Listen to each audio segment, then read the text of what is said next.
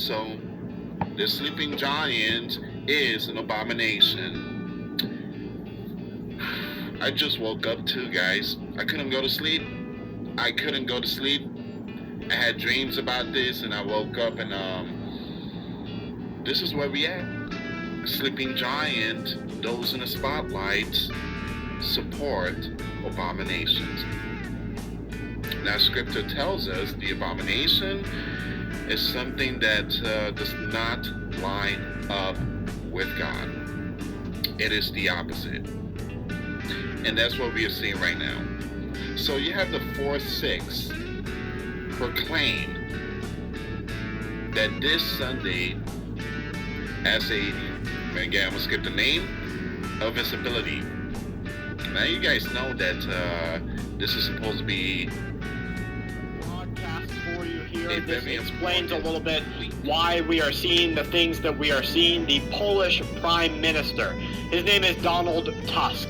He explained exactly what is happening in very layman terms. Now we all understand why they're saying the things that they are, especially on Fox News, especially on CNN, why the politicians are parroting or mirroring the things that they are saying.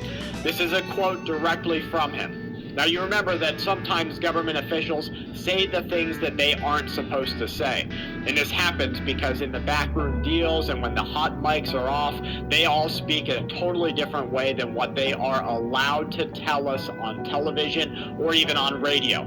Sometimes the things slip through, and that's the little bit of the truth that we get to see.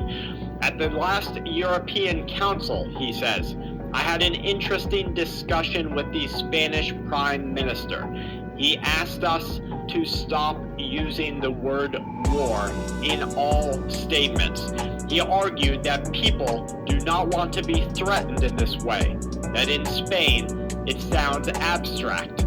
I replied that for my part of Europe, war is no longer an abstraction, and that our duty is not to discuss, but to act and prepare to defend ourselves. Now that Spanish Prime Minister, that came down from a very high level, and in fact the United Nations and other government bodies that work together have instructed government leaders not to use the word war. They don't want anybody to be seen, anything to be seen of what's going on as the potential to have a greater global conflict.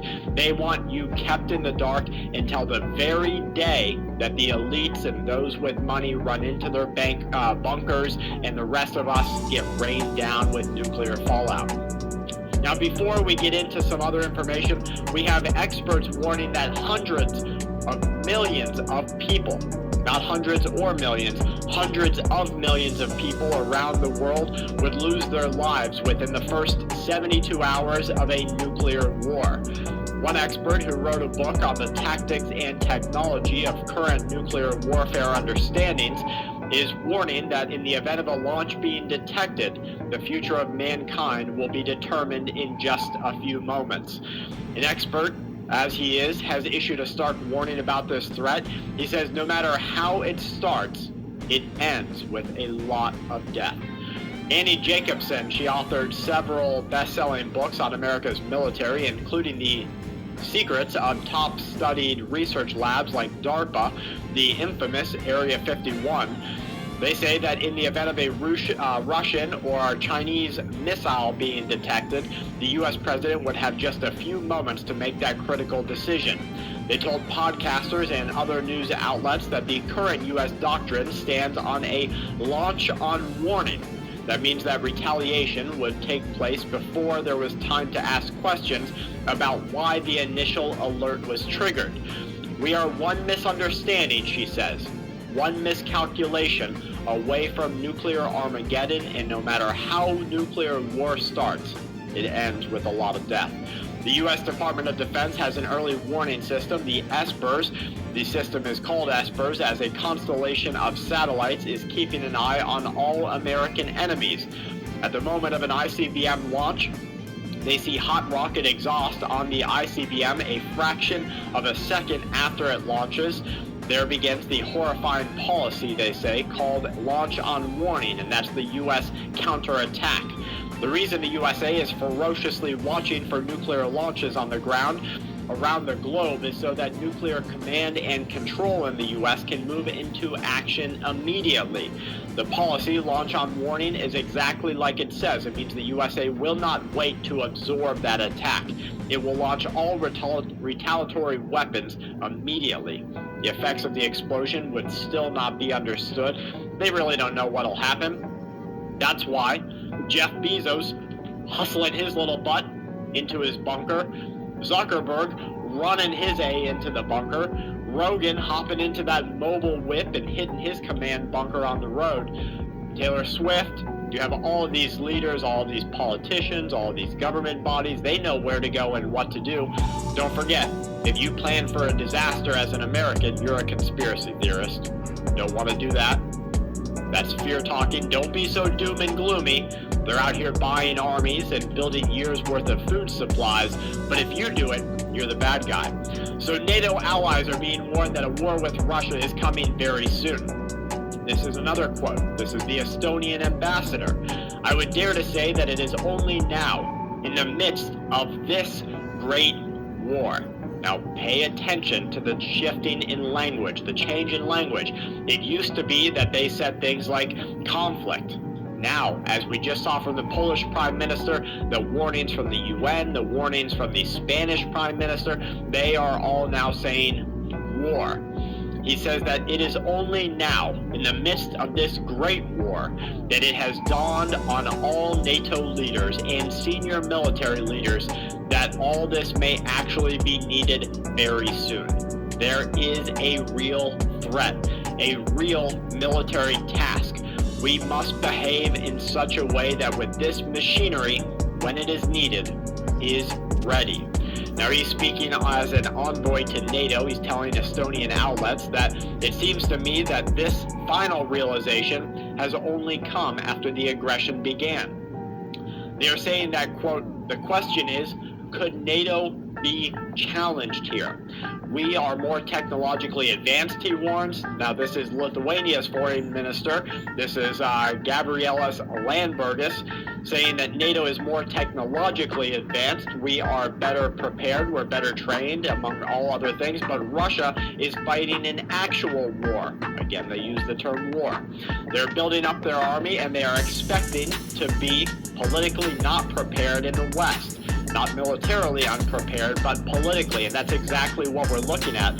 The American people, the Western people, they don't know what's really going on. The politics don't know. They're looking at other things, looking at why they just turned Easter Sunday into a very different kind of visibility day in the USA. So if you want to talk about him rising again, you don't really know if it's a he rising, right?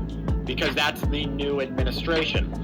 Now remember, the Polish Prime Minister said at the last European Council, I had an interesting discussion. He asked us to stop using the word war, but they will not. The Estonian ambassador said that NATO needs to escalate this. Listen to this quote. If you are the side that says all the time you don't want to escalate or irritate the other, I didn't give a weapon to Ukraine, he continues, then you are setting yourself up for failure. You lose the initiative. So in that sense, we, as NATO, need to escalate. In 14 days, the National Guard will be deployed for an event that is coming to America. The question is this needed? Or is this an overreach or an overreaction to the solar eclipse? The story's out of Zero Hedge, and I think it's important to go over it because, as it says right here, the National Guard is only supposed to be deployed in emergencies. A black swan event we were warned about. We're going to look at the latest surrounding the collapse and the concerns that this may indeed have been orchestrated. And then we need to be clear-eyed about the implications of it. Difficult times make for difficult decisions. We are contending with something we've never had to contend with before. Rachel Maddow and the ultra-leftists over at MSNBC are going through a total and complete meltdown. You're going to absolutely love the reason why. Hey gang, it's me, Dr. Steve, your Patriot Professor, here to help you stay sane during these insane times. So make sure to smack that bell and subscribe button, and let's dive right in. Shocking images coming from the city of Baltimore this morning. A 950-foot cargo ship from Singapore left Baltimore's Seagirt Marine Terminal at approximately 12:30 a.m. on Tuesday morning. About an hour later, around 1:25 a.m., the ship began to slow and divert away from its course. As you can see, the video indicates some kind of power outage with the lights going off on board. Then they turn back on, only to go off again. All the smoke can be seen coming out from the top of the ship. And then, of course, it rammed into the bridge, causing it to catastrophically collapse.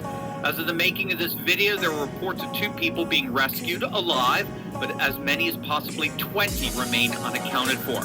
Now, obviously, this is radically devastating for the city of Baltimore. I lived in Baltimore for nearly 10 years. I went to school there. I met my wife there. My eldest child was born there. Baltimore is very near and dear to my heart, and this bridge collapse is absolutely devastating to the city. It's rightly being called a catastrophic event, particularly for the commuter-based infrastructure connecting the city to the wider Baltimore County.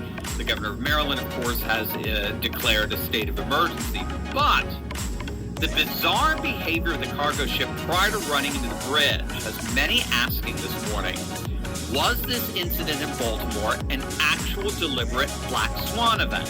A black swan event is an unexpected, in many ways, an unimaginable incident that suddenly occurs, and here's the key, the event has a significant or even devastating impact on society. Now, the reason why this is coming up is because people like General Mike Flynn have been out there warning about the inevitability and imminence of a black swan event for weeks now.